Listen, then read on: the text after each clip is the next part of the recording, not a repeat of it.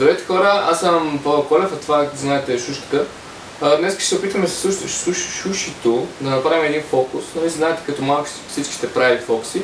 Имаше едно момиче в Аска, който го бях питали да мога да направи фокус. Тя беше взела котката и нали, има котка, няма котка, има котка, няма котка. Обаче ние с шушито, защото сме готини, ще го качим това на следващото ниво. И както виждате, ще използвам един префасониран кашон, който е с универсално средство за поправяне и заливане спокойно, защото няма да те излее кашона. И ще ползваме шушито като модел, като фокус. Чакай, ела. И сега, номерът е такъв. Взимаме шушито, не се гърчи, няма да те заболи. И правим така. Има шуши, няма шуши. Има шуши, няма шуши. Има шуши, няма шуши. И сега, докато шушито се почива, аз ще бъда добър и ще отида на компютъра и ще ви покажа как става този трик. И не забравяйте, нищо не забравяйте, отиваме на компютъра. И така, значи от бойното поле, там с шушо, дето се бихме после на отдра, няма значение, се пренасяме в After Effects. Значи, нека ви покажа словете. Първо, значи това е... Чакай, изключвам всичките слове. Така, това е слоя, който е бекграунд най-отзад. Значи изрязане, аз като правя така няма да видите, но изрязане по тази линия, значи това е маската на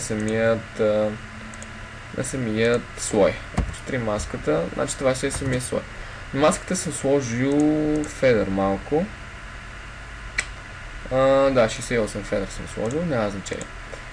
За да не започвам на нов леер постоянно, отзад на това черното съм сложил отново дубликейтнал съм бекграунда, точно така, до позицията, в която шушито влиза в кутията. От там нататък, да, тук има, чакай сега, аз не съм ги пуснал, да. Докато в момента шушито влиза в кутията. Когато влиза в кутията, отделно снимах едни, пускам ги и махам това.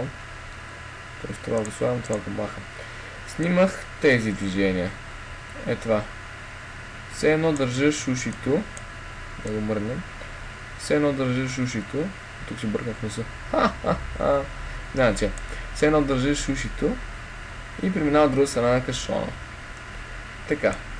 Значи, за да не се вижда това, естествено си пускаме леерите и вече е момент на наслагване. Когато шушито влиза, ето фрейм и ръката трябва да излезе. Не знам дали разбрахте, ако ги махнем те, ще видите как се носам с шушито ето тук. Да. И вече наслагваме това да го върнем както беше. Така.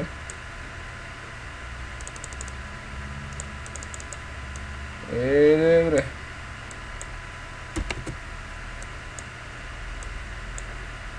Мъчи се и аз да я.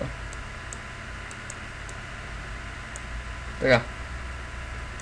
И единството, което ви трябва само да насложите, горе да съвпада движението на ръката с там, когато показвам шушито. И когато вече движението свършат, отново имаме background layer. Този ли? Този е, да. Който е за да не се вижда маската. Ето го, той е същия. И като цяло е това. Не знам, мога да почна да правя някакви туториали. Тук се бърквам все пак. Това е също. Няма значение.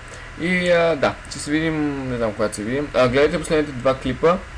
И също така абонирайте се за Facebook страницата ми, за YouTube, за Vlogbox, имам и Twitter и не знам, и нататък. Дайте, айде, чао!